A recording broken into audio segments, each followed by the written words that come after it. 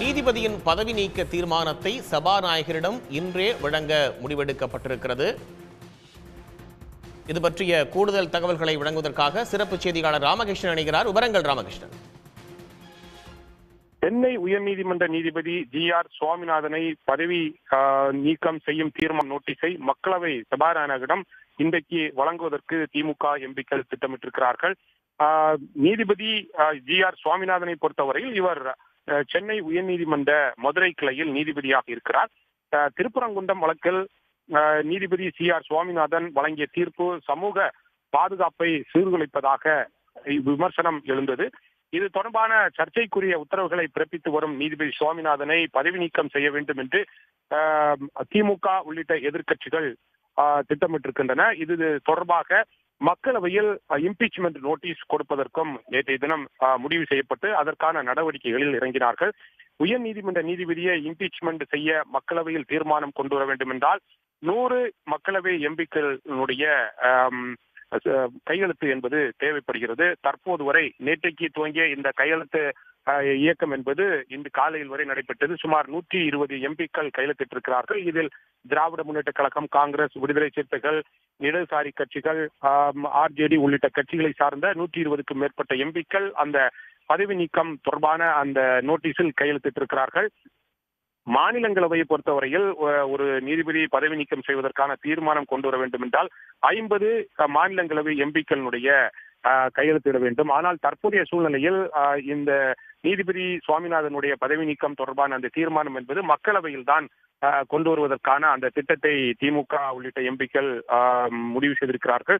அந்த அடிப்படையில் திமுக சார்பில் மக்களவையில் இந்தியா கூட்டணி கட்சி எம்பிக்களுடைய அந்த கையெழுத்து என்பது பெறப்பட்டிருக்கிறது.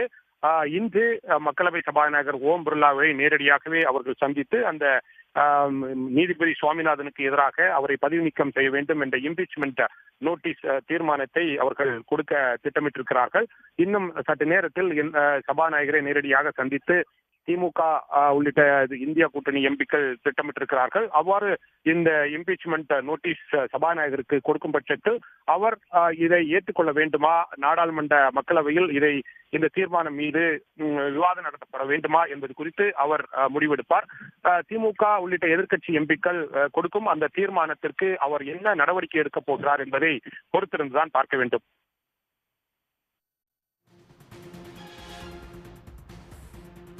இன்றைய தினம் இந்த கையெழுத்து மனு என்பது சபாநாயகரிடம் அளிக்கப்பட இருக்கிறது. சபாநாயகர் எப்போது தன்னுடைய முடிவை அறிவிப்பதற்கான வாய்ப்புகள் இருக்கு ராமகிருஷ்ணன்?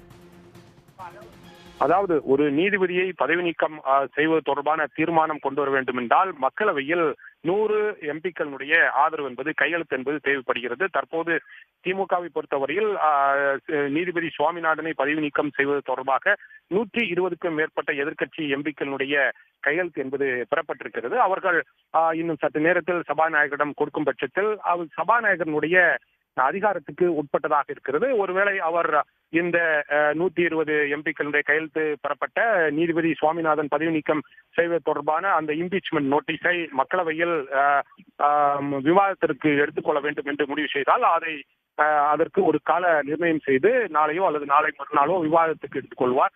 அவ்வாறு இந்த நோட்டீஸை விவாதத்திற்கு உகந்தது அல்ல என்று அவர் நினைத்தால் அதை அவர் நிராகரிப்பதற்கும் வாய்ப்புகள் இருக்கிறது. இல்லை என்றால் அதை கிடப்பில் போடுவதற்கும் வாய்ப்பு இருக்கிறது.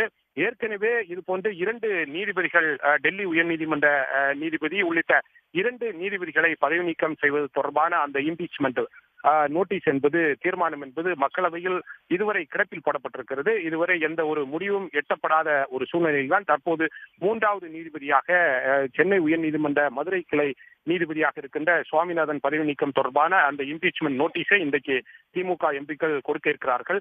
அதை எவ்வாறு மக்களவை சபாநாயகர் ஓம் பிர்லா முடிவு செய்ய போகிறார் என்பதை பொறுத்திருந்தான் பார்க்க வேண்டும். தற்போதைய தகவல்களுக்கு நன்றி ராமகிருஷ்ணன். உடனுக்குடன் செய்திகளை தெரிந்து கொள்ள சன் நியூஸ் பெல் ஐகானை கிளிக் பண்ணுங்க.